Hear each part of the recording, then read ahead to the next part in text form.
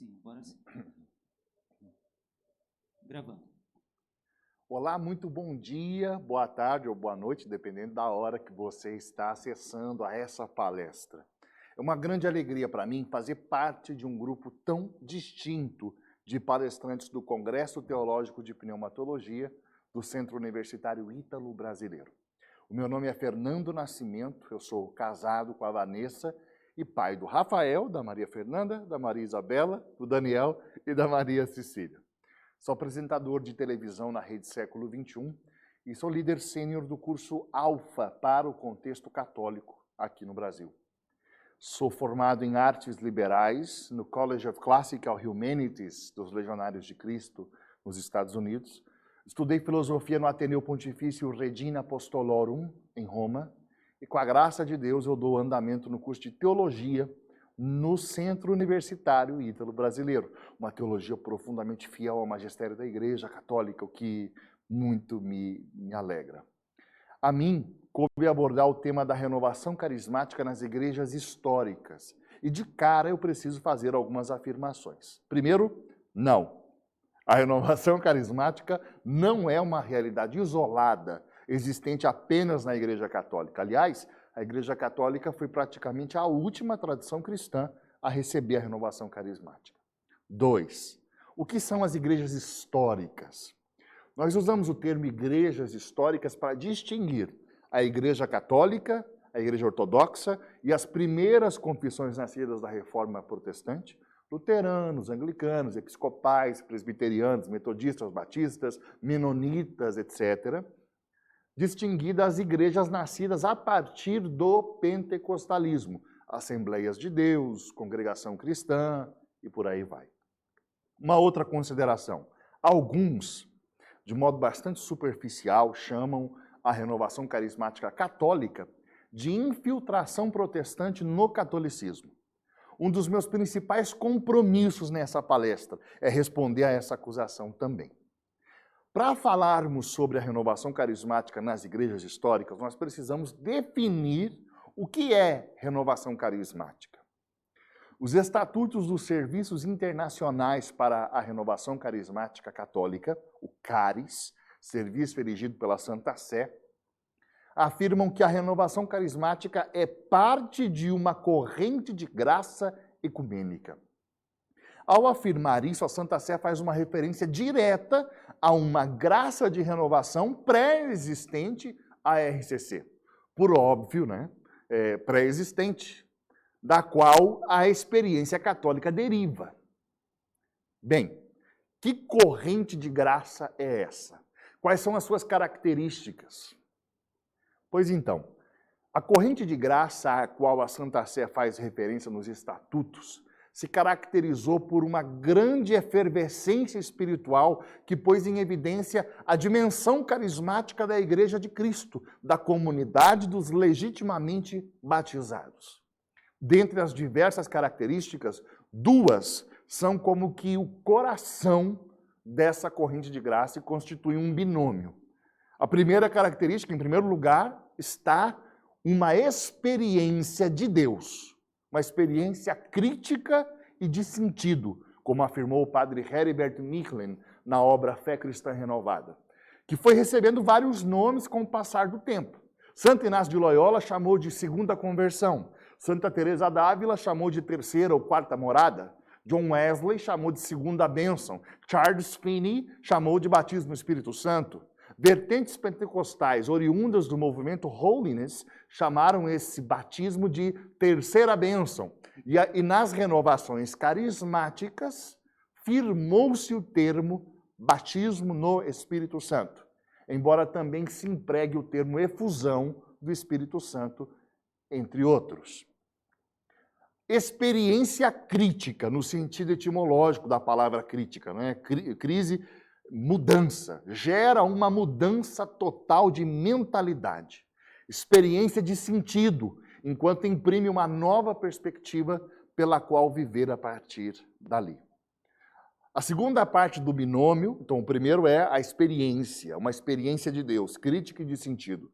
A segunda parte desse binômio, como consequência dessa experiência de Deus é caracterizada pela evidência dos carismata em larga escala, manifestando-se não apenas na esfera privada, algo que nunca cessou na história bimilenar da igreja, mas agora em assembleias inteiras e de modo corrente, não eventual ou esporádico, corrente.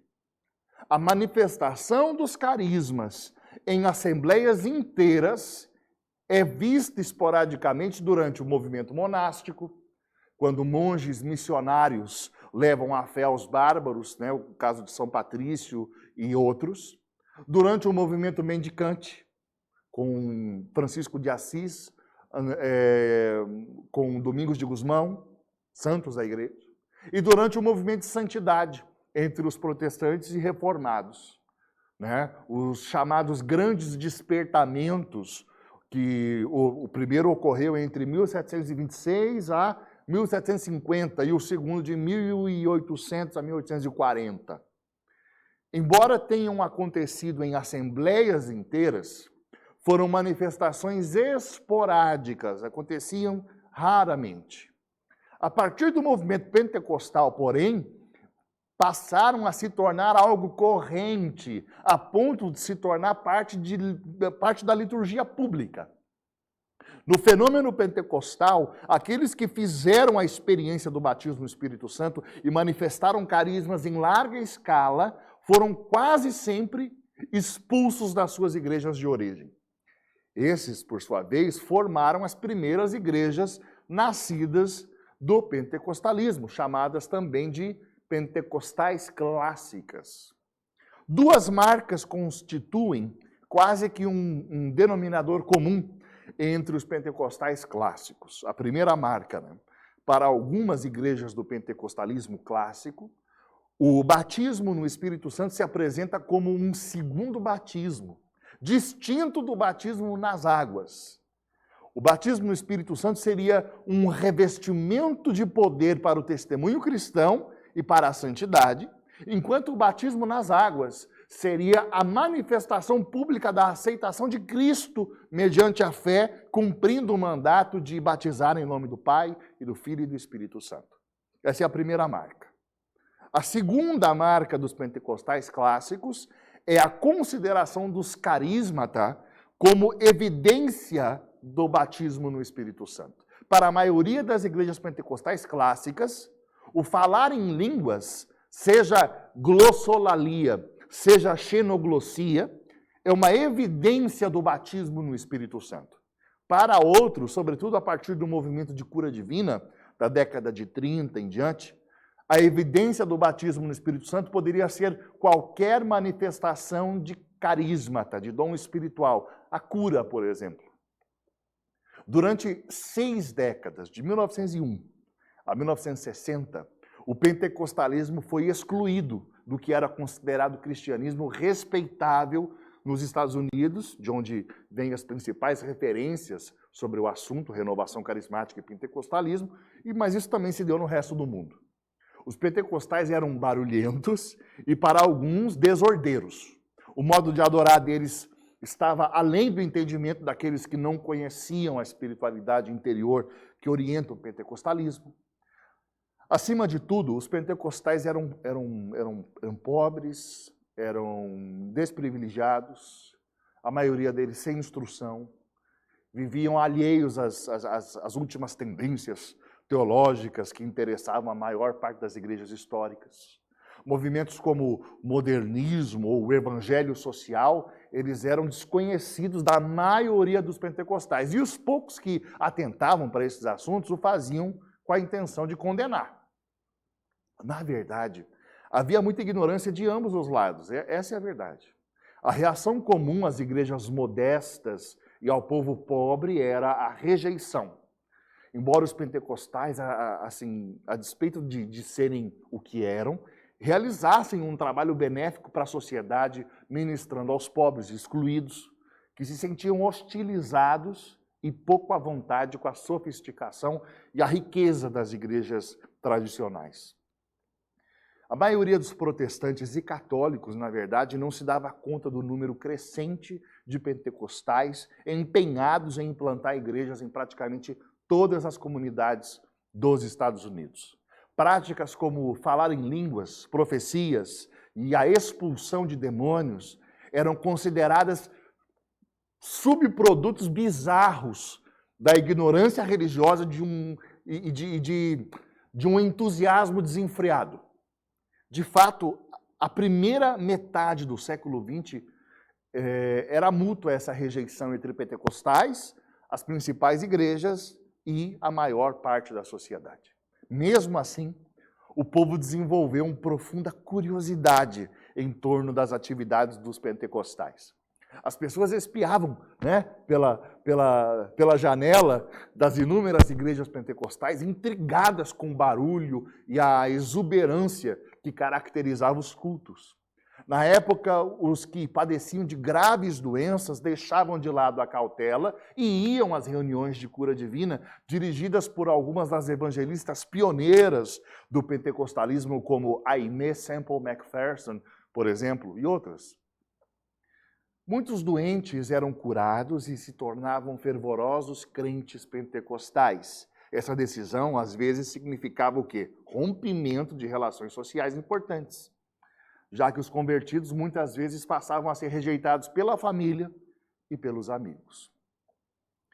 Só que depois da Segunda Guerra Mundial, a situação começou a mudar, à medida que os pentecostais começaram a crescer. Nesse novo contexto, os pentecostais conquistaram certa projeção na sociedade, construindo templos enormes, que chamavam a atenção do público. Depois de 1948, sobretudo, houve uma genuína explosão de interesse pelo movimento, com o surgimento de ministros de cura divina. O evangelista Oral Roberts, por exemplo, com a inauguração do ministério televisivo de Oral Roberts, a cura divina chegou à sala de estar dos lares norte-americanos. Era só uma questão de tempo para o pentecostalismo adentrar os templos das denominações históricas. Antes de 1960, os que falassem em línguas eram expulsos e, por consequência, forçados a unir-se a alguma igreja pentecostal. Nessa condição, provavelmente havia milhares que tinham de optar entre deixar sua igreja ou manter a experiência pentecostal em segredo para não serem obrigados a abandonar o púlpito. Antes de 1960, muitos pastores de denominações históricas que tiveram a experiência pentecostal enfrentaram as reações mais diversas por parte dos líderes dessas igrejas. Entre eles estava Harold Bredesen, um luterano e mais tarde membro da Igreja Reformada Holandesa, Richard Winkler, da Igreja Episcopal, Tommy Tyson, do metodista, Gerald Darstein, dos menonitas, e por aí vai. A exemplo de muitos antes deles, Darstein, por exemplo, foi silenciado do ministério na igreja menonita, enquanto o Tyson e o Winkler foram submetidos a sabatinas eclesiásticas antes de receberem permissão para continuar exercendo o seu ministério. Mas o grande marco da renovação carismática nas igrejas históricas se deu através de um pastor episcopal, o reverendo Dennis Bennett, da paróquia de São Marcos, em Van Nuys, na Califórnia. Paróquia episcopal, claro. Isso aconteceu em 1960. Depois de falar em línguas, ele foi pressionado por sua congregação e pelo bispo a exonerar-se da igreja. O seu resoluto testemunho acerca da validade da sua experiência causou um verdadeiro frenesi na mídia. O resultado foi o quê? Foi o surgimento de um novo movimento, cujos seguidores receberam o rótulo de neopentecostais, termo que logo no início deixou de ser empregado, dando lugar ao termo carismáticos. Depois de deixar a paróquia de São Marcos, o reverendo Bennett exerceu seu ministério por 2 décadas na Igreja Episcopal de São Lucas, em Seattle, Washington, que se tornou um centro de irradiação da renovação carismática para todo o país. Não tardou para que uma avalanche de líderes aderisse ao movimento seguindo a Bennett. Bem, eu vou refazer a pergunta do início. O que é a renovação carismática, afinal? A renovação carismática é o despertar dos carismas em larga escala e de modo recorrente nas assembleias e grupos das igrejas históricas, a partir de uma experiência crítica e de sentido chamada batismo no Espírito Santo, concebida na renovação carismática como sendo uma graça atual. O batismo no Espírito Santo é vivido por indivíduos. Esses indivíduos, por sua vez, conformando a comunidade cristã, eles se abrem ao fluir dos carismas. Na renovação carismática, enquanto realidade vivida pelas igrejas históricas, o batismo no Espírito Santo é entendido como uma graça atual, como eu dizia, uma disposição sobrenatural concebida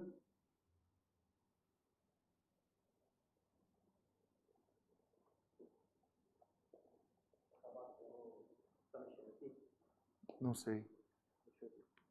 Ah, tá aqui. Não, o microfone mesmo. Então, 5, 4, 3, 2, 1. Muito bem. Eu vou refazer a pergunta do início. O que é a renovação carismática? A renovação carismática é o despertar dos carismas em larga escala e de modo recorrente nas assembleias e grupos das igrejas históricas, a partir de uma experiência crítica e de sentido chamada batismo no Espírito Santo, concebida na renovação carismática como sendo uma graça atual. O batismo no Espírito Santo é vivido por indivíduos, e esses indivíduos, por sua vez, conformando a comunidade cristã, eles se abrem ao fluir dos carismas. Na renovação carismática, enquanto realidade vivida pelas igrejas históricas, o batismo no Espírito Santo é entendido, na maioria das vezes, como uma graça atual, uma disposição sobrenatural concedida por Deus às almas, que as capacita para um novo e vivo entendimento a respeito de certas realidades sobrenaturais, e a realização de atos que, sob mero influxo natural, elas não realizariam. Nesse sentido, a presença e os dons do Espírito recebidos na iniciação cristã fluem do interior e passam a ser experiência, uma vez que esses dons foram recebidos ainda na infância, na maioria dos casos, sem a possibilidade de uma tomada de consciência naquele momento. Posterior, então, o que acontece? Há uma tomada de consciência e uma apropriação do que foi recebido na iniciação cristã. Percebam, portanto, meus amigos e amigas, que a corrente de graça, da qual falam os estatutos do Cáris, erigidos pela Santa Sé, é exatamente a mesma que deu origem ao pentecostalismo clássico no século XX. Percebam que aquele binômio do qual nós falávamos permanece o mesmo. Batismo no Espírito Santo e carismas. O que acontece na renovação carismática, contudo, é uma sistematização doutrinária a partir da tradição de cada uma das igrejas históricas e uma aplicação e prática pastoral e missionária também a partir dessas tradições.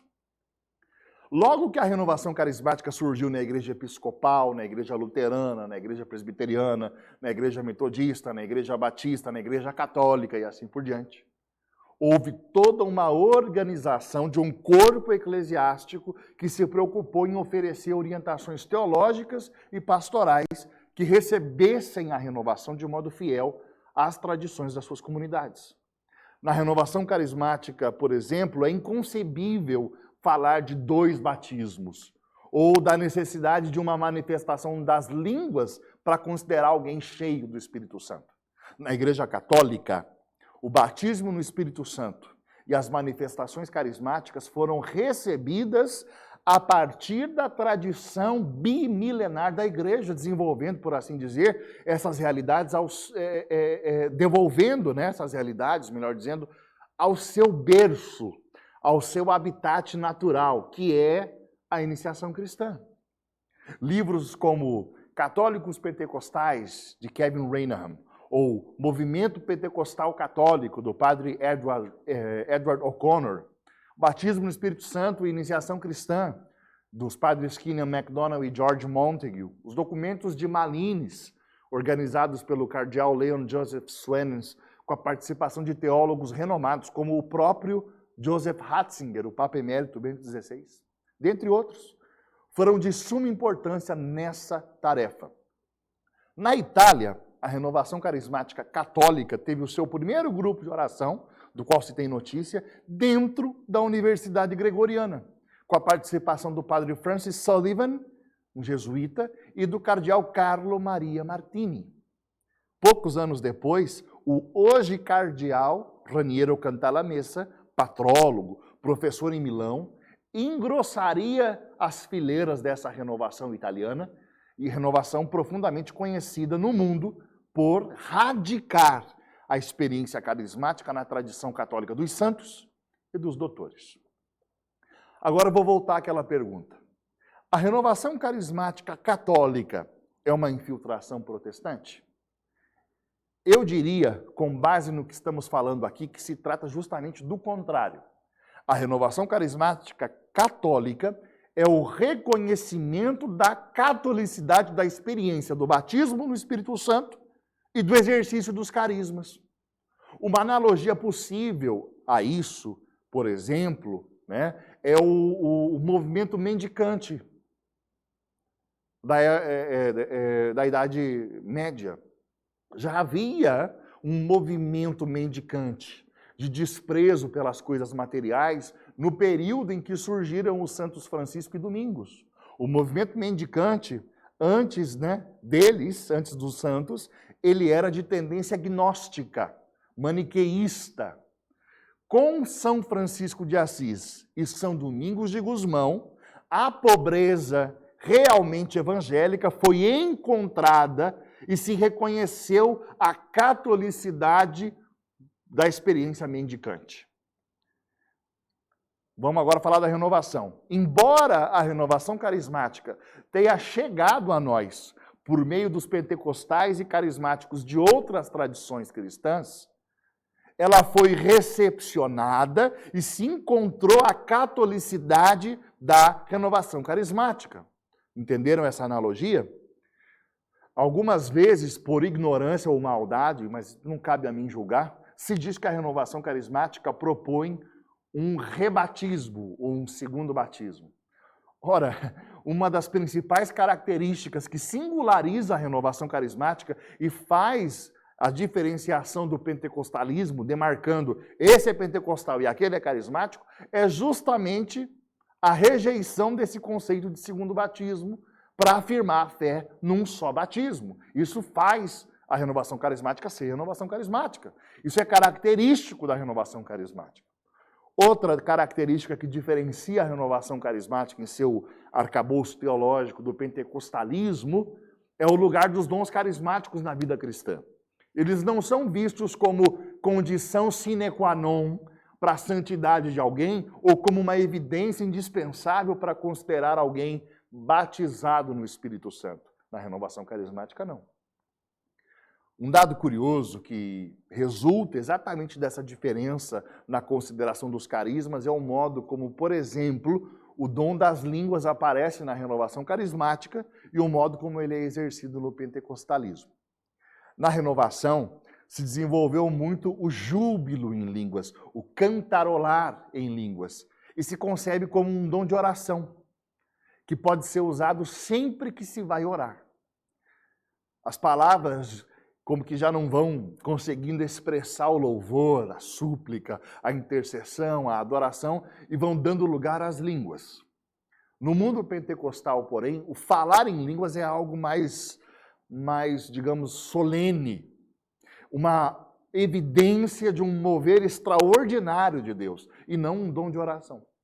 Enfim, são nuances, são diferenças interessantes a serem consideradas, muito embora não se possa categorizar e afirmar. Todos os carismáticos são assim, todos os pentecostais são assado. Não dá. Enfim, Como eu estava falando anteriormente, o marco inicial da renovação carismática enquanto corrente de graça nas igrejas históricas se deu em 1960, abril de 1960, precisamente, quando o reverendo Dennis Bennett comunicou à paróquia de São Marcos, paróquia anglicana, a respeito do que ele havia experimentado na casa de amigos, o dom das línguas. Tratou-se, contudo, né, de um marco inicial e não de uma fundação.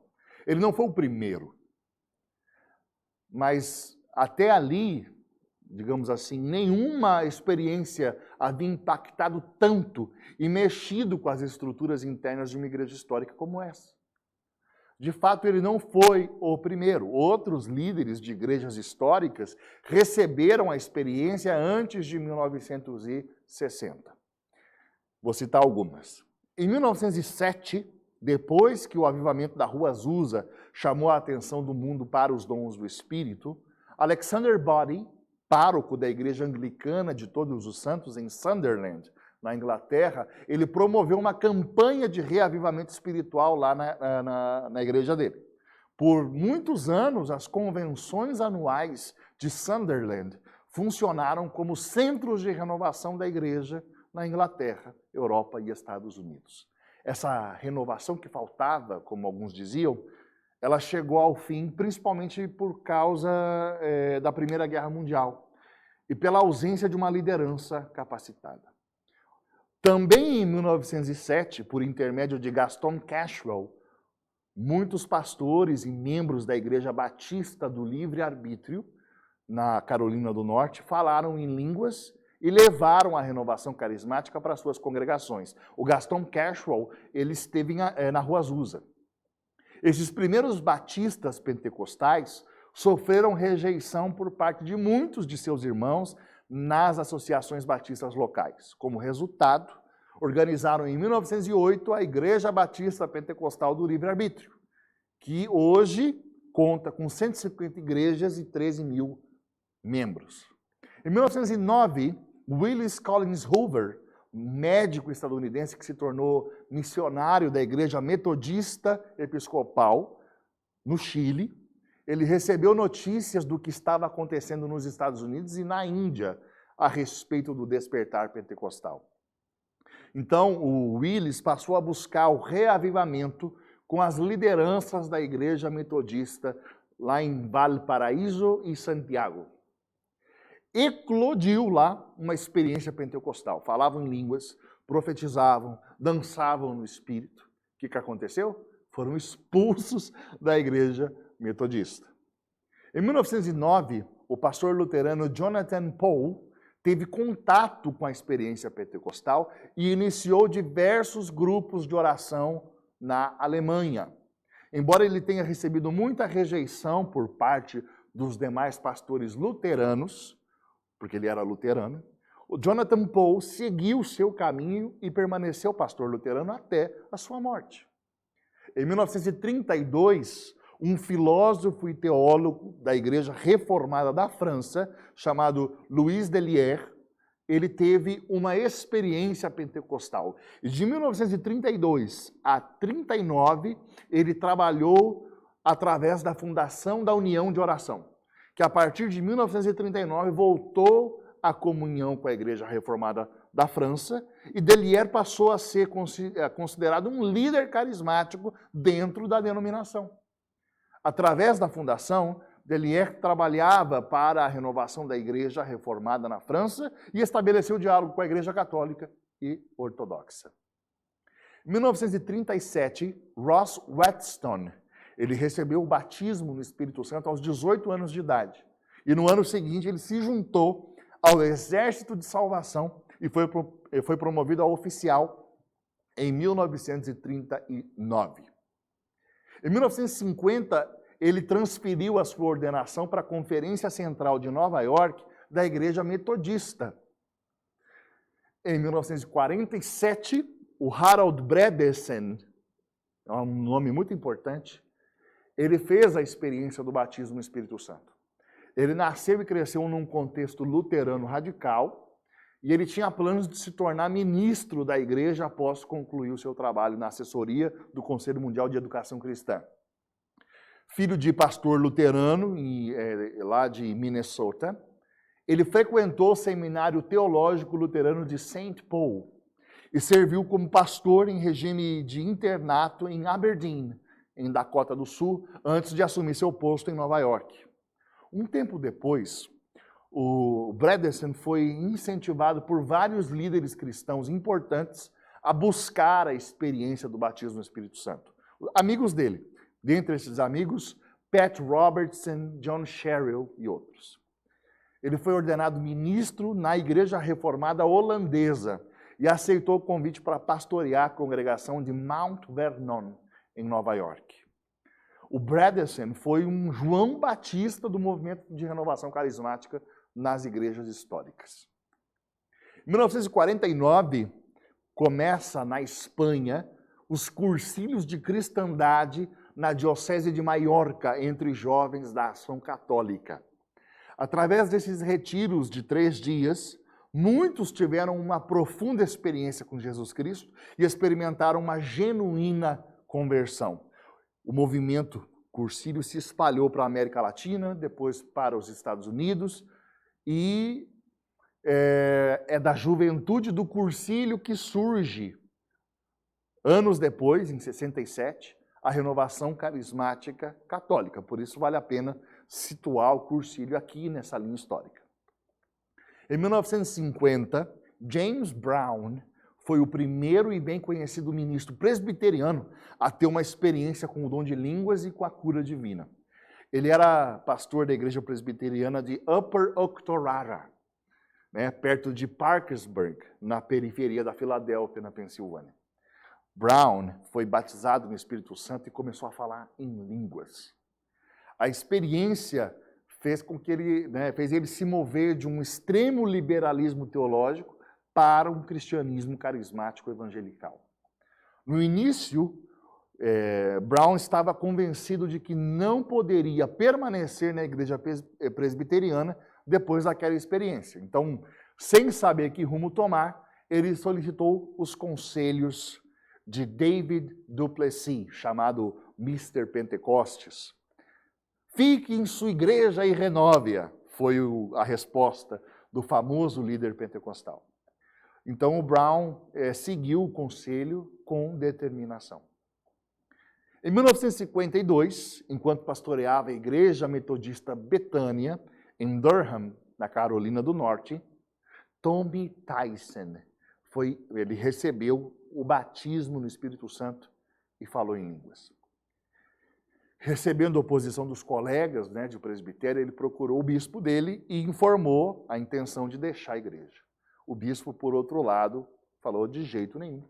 Nós precisamos de você e você precisa de nós. Então, a partir de 1954, Tyson recebeu a designação de evangelista autorizado e iniciou um ministério mundial de ensino e pregação responsável por conduzir milhares de ministros e leigos à experiência do batismo no Espírito Santo. Num acampamento de escola bíblica de férias na igreja menonita de Lomond, Minnesota, 7 igrejas enviaram 76 adolescentes para estudar a Bíblia no período entre o Natal de 1954 e o Ano Novo de 1955. O líder dessa escola especial era Gerald Derstein, pastor da igreja menonita de Lake Strawberry, em Minnesota. Uma oração intercessória pelos pais que não eram convertidos foi dando lugar a uma experiência inusitada. Muitos tremiam, choravam, caíam no chão e falavam em línguas. Em seguida, palavras de profecia de proporções mundiais começaram a sair. Derstein acreditou em tudo o que ele presenciou e ele mesmo foi batizado no Espírito Santo e falou em línguas. Em 1955, Derstein foi silenciado. Em 1955, evangelistas batistas independentes que experimentaram o batismo no Espírito Santo organizaram algumas das maiores cruzadas de cura divina de que se tem notícia. Isso aconteceu em Buenos Aires, na Argentina. Então, falamos de menonitas, falamos de batistas. Agora, em 1956, um clérigo episcopal americano chamado Richard Winkler, pároco da Igreja Episcopal da Trindade, em Wheaton, Illinois, foi batizado no Espírito Santo e falou em línguas. Pelo que se sabe, foi o primeiro pastor episcopal nos Estados Unidos a aderir abertamente ao movimento. O seu ministério sofreu tal reviravolta após ele ter recebido o batismo pentecostal que em sua igreja eram realizados cultos de cura divina e muitos de seus membros receberam o batismo no Espírito Santo. Em 1957, Pat Robertson recebeu o batismo no Espírito Santo enquanto trabalhava como pastor assistente de Harold Bredesen, lá na Igreja Reformada Holandesa de Mount Vernon, em Nova York. Nós já falamos dessa igreja aqui. Em 1959, num momento de oração, Harold Bredesen, Pat Robertson, e alguns poucos amigos receberam uma profecia enquanto eles oravam. Deus começou a dizer assim: estou fazendo uma coisa nova na terra. Por que vocês estão imobilizados pelo medo? Não escondam nada, não escondam nada. O resultado do que aconteceu em Mount Vernon não tem precedentes. O editor sênior John Sherrill entrevistou Harold e se lançou numa aventura que o levou a receber o batismo no Espírito Santo. Ele ainda estava escrevendo a obra Eles Falam em Outras Línguas, um clássico, quando Harold apresentou para o John Sherrill um pregador chamado David Wilkerson. Juntos, eles escreveram A Cruz e o Punhal, um dos livros mais vendidos da história. Esses dois livros foram os que influenciaram profundamente o início da renovação carismática na Igreja Católica alguns anos depois. Eles Falam em Outras Línguas e A Cruz e o Punhal. Em 1958, John Austin era um típico pastor batista do Sul. A sua filha tinha nascido com a paralisia cerebral e ela tinha sido desenganada pelos médicos. Em desespero, o pai, pastor da Igreja Batista Memorial Hibbard, em Houston, no Texas, começou a estudar as promessas de cura divina na Bíblia. Tendo o interesse despertado pelos milagres registrados no Novo Testamento, o Austin orou pela filha e, para seu espanto e também alegria, a menina ficou imediatamente curada. Logo depois desse fato, Austin foi procurar os pentecostais de Houston, que lhe explicaram o que era o batismo no Espírito Santo. Em pouco tempo, Austin teve uma poderosa experiência pentecostal com uma torrente de línguas. Em 1961, ele e uma centena de seus irmãos transferiram seus cultos para um armazém e ali organizaram a Igreja Batista Lakewood.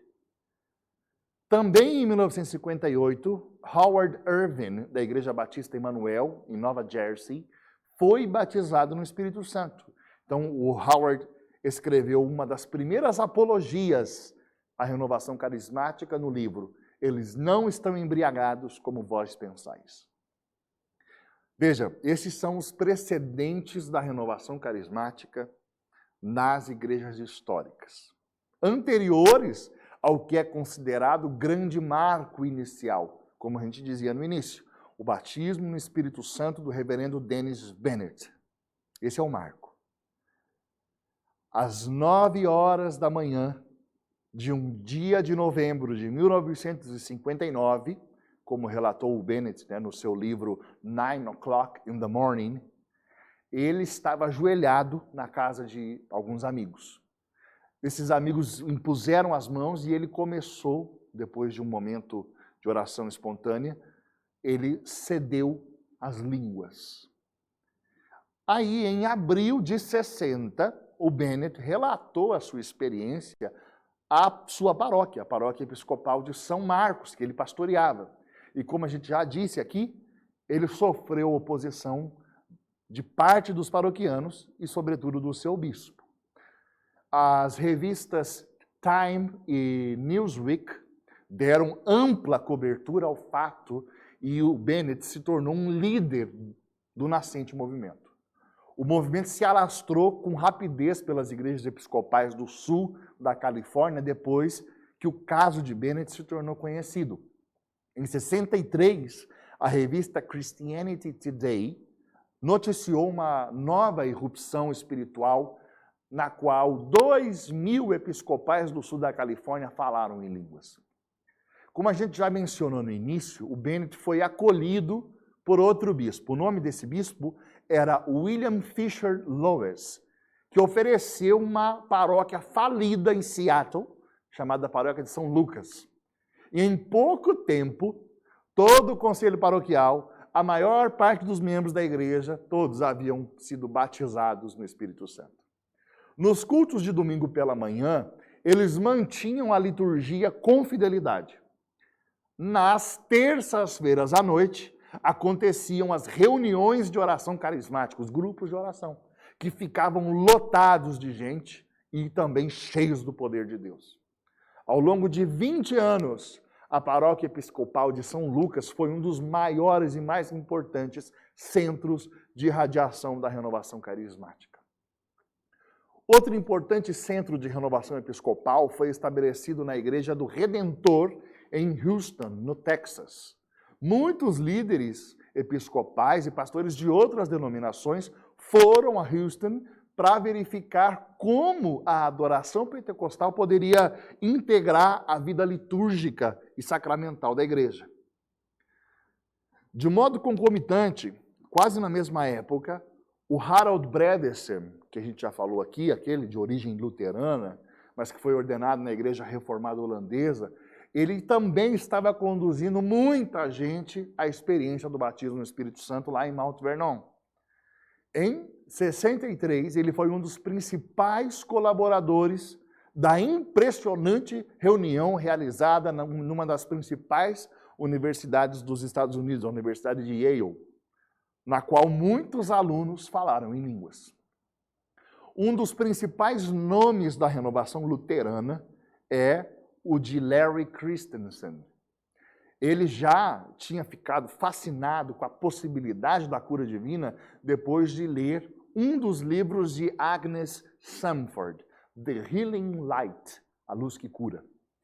Enquanto participava de um culto da Igreja do Evangelho Quadrangular, ele ouviu falar do batismo no Espírito Santo com a...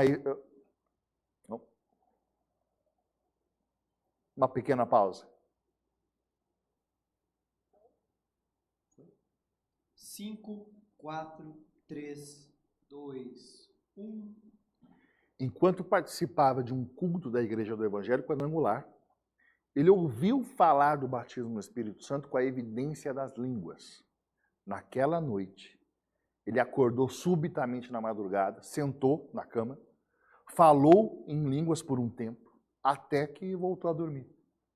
Sentiu uma maravilhosa sensação de louvor e alegria dentro de si. O Christensen temeu, pelo seu futuro como um pastor luterano. Aí ele foi conversar com quem? Com David Duplessis, Mr. Pentecostes de novo.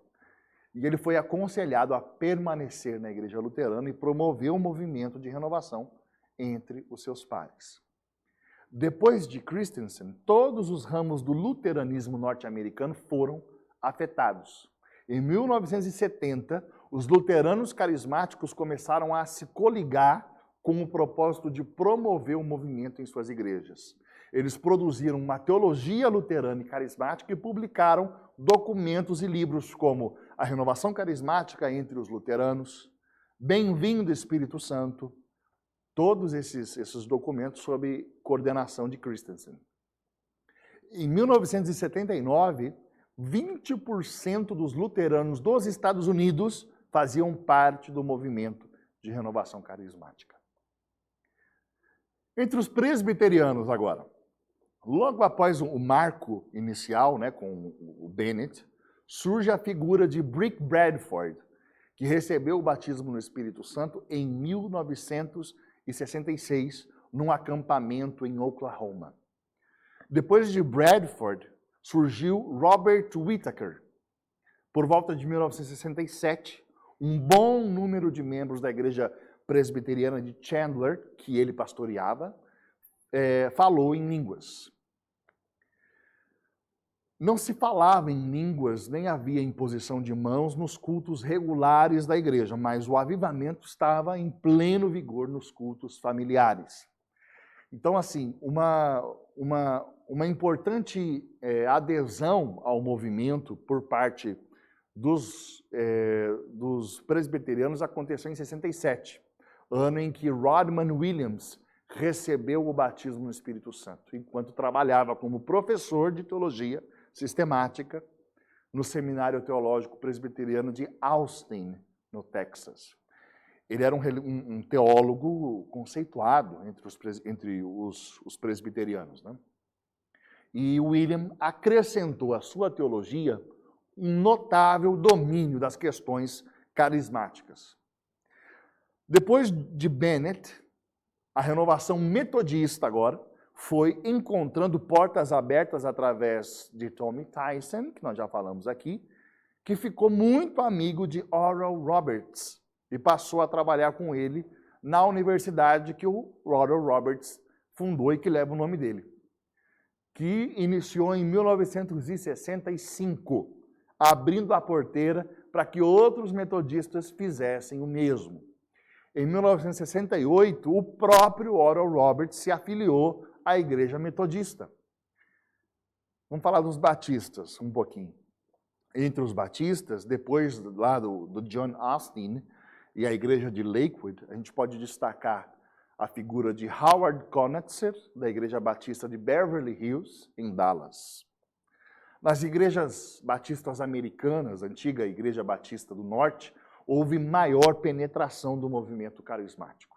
O grande expoente da renovação carismática entre os batistas foi, sem dúvida nenhuma, Pat Robertson, que já foi mencionado aqui.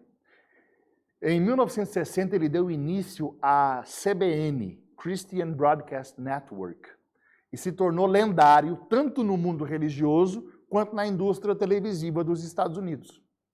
Em 1988, ele era uma figura tão importante que ele se lançou na corrida pela candidatura à presidência dos Estados Unidos pelo Partido Republicano. Entre os menonitas é interessante notar algo bem peculiar. Havia um bispo menonita chamado Nelson Lee Wheeler, que só passou a aceitar o batismo no Espírito Santo por causa de carismáticos católicos de South Bend, Indiana, especialmente Kevin Rainham. O que acontece depois disso? Bom, a igreja menonita é, sem dúvida, uma das que mais foi permeada pela renovação carismática. Bem, meus amigos, essa palestra já está grande demais e eu peço desculpas a vocês por isso. O meu querido amigo, o padre ortodoxo Timothy Cremins, que eu conheci nos Estados Unidos, ele vai contar para nós, nesse congresso, como se deu a renovação carismática entre os ortodoxos. O diácono Johannes Fitchenbauer, que é membro do CARES, vai falar a respeito dos judeus messiânicos que também foram tocados pela renovação carismática. Então, nós falaremos finalmente sobre renovação carismática na Igreja Católica. E quem vai fazer isso, quem vai trazer isso, é o nosso irmão Reinaldo Bezerra dos Reis. Além dele, Tácito Coutinho, conhecido de muitos de nós pelo apelido Tatá, ele vai nos falar a respeito dos documentos de Malines, e Renato Meng, outro grande amigo, vai nos falar a respeito do pensamento de Heribert Michelin, um importante nome da pneumatologia.